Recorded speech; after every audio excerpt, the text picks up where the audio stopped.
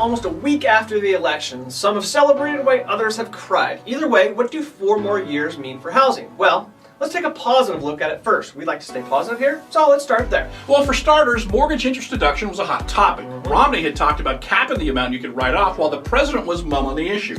Mum on the issue because taking mortgage interest off the table would largely hurt his followers, and obviously he didn't want to alienate them during the election. We feel that the president will most likely leave the mortgage interest deduction alone, continuing to allow homeowners to write off the interest on their houses. That's a good thing. We don't know for sure as the nation is in desperate need of tax dollars, so you never really know. Another good thing moving forward is disguised stimulus, also known as HARP, or the Underwater Refi Program. We feel that the president will continue to push this program and possibly others. Right now, HARP only applies to a select few and is still fairly handcuffing, but we feel that the president will work to remove the hurdles and pitfalls of the program and work to open the program up for many more underwater homeowners. Why do we feel this way? Well, think about it. It's much easier to pass new HARP legislation than it is to pass a whole new stimulus. He's passed many of those already, and he knows that passing another large stimulus would be very, very difficult. After all, passing new HARP legislation is essentially the same thing. It would lower house payments, help the stop foreclosure bandwagon, and pump much needed dollars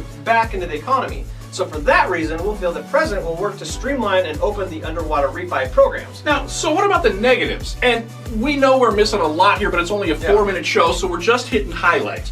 But one of the negatives that's not really a negative is Obamacare's impact on real estate. Many had thought that there would be a 3.8 additional tax on residential real estate.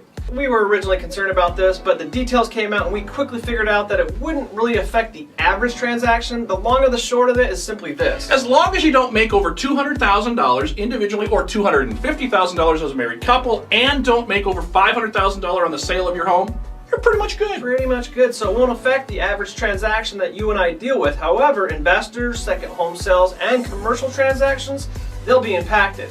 Moving on, a negative, and a really big negative at that, is, well, the fact that the real estate crippling Dodd-Frank Act, that's going to live on with 4 more years. Yeah, Romney had vowed to repeal the over-regulating Dodd-Frank Act, but with 4 more years, it ensures that the bill will not only live on, but continue to over-regulate and rewrite our industry. Yeah, and if you thought lending was tough the last couple years, well, wait till Dodd-Frank really gets going. Yeah, their first order of business was to create and build the Consumer Financial Protection Bureau, which has been created, and the keys to the most powerful bureau in the land have been given to one Richard Cordray. Some feel that it's too much power for one man. Either way, the CFPB is still tasked to come up with brand new rules for the mortgage industry as of January 1st, 2013. Rules like new, lower, more restrictive loan officer compensation and less lending options for first-time buyers, and also new restrictive rules limiting the amount of money and loans a bank is able to give out, which will in turn slow the flow of money, which will result in less transactions for you and I. Yeah, also part of the CFPB is the new clear loan documents. I say clear because we've seen their attempt already, and we'll say,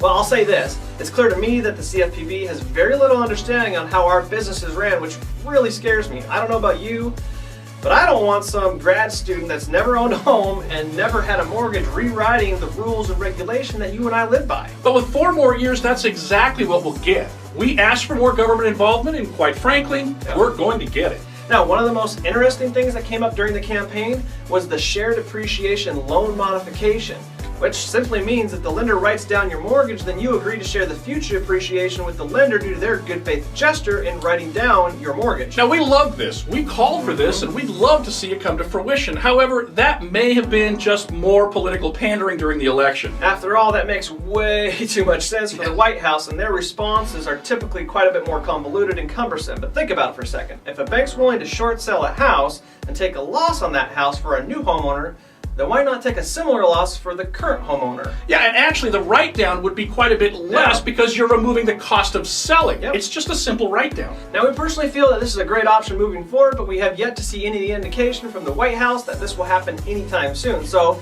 it may have indeed been political pandering on both sides of the election. 4 more years. Are you excited or are you concerned?